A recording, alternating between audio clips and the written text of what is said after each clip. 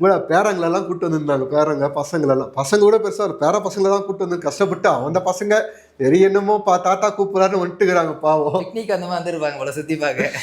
அதுல ஒவ்வொரு சேர்லயும் பார்க்கணுமே பார்லிச்சி பிஸ்கெட்டு வாட்டர் பாட்டிலு. இல்ல அதை வேற பெரிய விஷயமா பேசியிருந்தாங்க. நாங்க பாருங்க தொண்டர்களுக்கு கொள்ளடிச்ச பணம் அவங்க சேரை கூட ஃப்ரீயா கொடுத்து அனுப்புவாங்க. நம்ம அந்த மாதிரியா ஏழப்பட்டவங்க வரத மக்கள் நம்ம எல்லாருமே அப்படித்தானே வளர்ந்து வரும். நம்ம என்ன கொள்ளடிச்சா சம்பாதிச்சு வச்சுக்கணும் அந்த மாதிரி.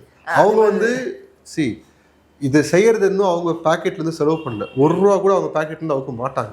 பூரா மக்கள்கிட்ட இருந்து திருடின பணத்தை தான்.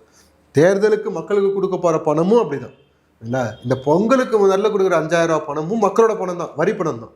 ஆக மொத்தம் ₹1 கூட அவங்க பாக்கெட்ல செலவு பண்ண போறது கிடையாது. விழா பிரம்மாண்டமா அவங்க செய்யறாங்க. அவங்க கஷ்டப்பட்டு சம்பாதிச்சுருந்தா அந்த வலி வேதனை தெரியும். அவங்க தெரியல, அதனால இஷ்டத்துக்கு அடிச்சு விடுவாங்க. ஆனா பாயிண்ட் என்னன்னா வந்து அவங்களால அந்த 1.5 லட்சம் பேரை இளைஞர்களை காசு கொடுத்து கூட கூட்ட முடியல. வயசானவங்களை கூட்ட வேண்டிய நிலைமை. இங்க அப்படியே வந்த ஜனம் மொத்தமும் தானா வந்தது. ஒருத்தரை விடாம யாராவது காசு கொடுத்து வந்தாங்களா? அந்த விஷயத்தை நினைக்கிறேன் நிறைய பேர் நேற்று நைட்டே வந்து அங்க ஆமா ஒரு சில பேர் வந்து ரிட்டர்ன் போயிட்டாங்க. இந்த கை குழந்தைகளோட இருந்தவங்களாம் ரிட்டர்ன் பார்த்துட்டு போயிட்டாங்க. நைட்டுக்கு அப்புறமே வந்து அங்க மாவட்ட எல்லைகள்ல வந்து போலீஸ் வந்து க்ளோஸ் பண்ணிட்டாங்க. அதாவது தாவேகா வண்டி வாகனங்கள் மற்ற வாகனங்களுக்கு ப்ராப்ளம் இல்லை. தாவேகா வாகனங்களுக்கு ஏன்னா வந்து இங்க ஆல்ரெடி க்ரௌடடா இருக்கிறதுனால வெளில விடலை. விட்டுருந்தா இடம் பத்துக்காது, ஈரோடே பிளாக் ஆயிருக்கும். அது ஒரு 10% வேணா சொல்லலாம்.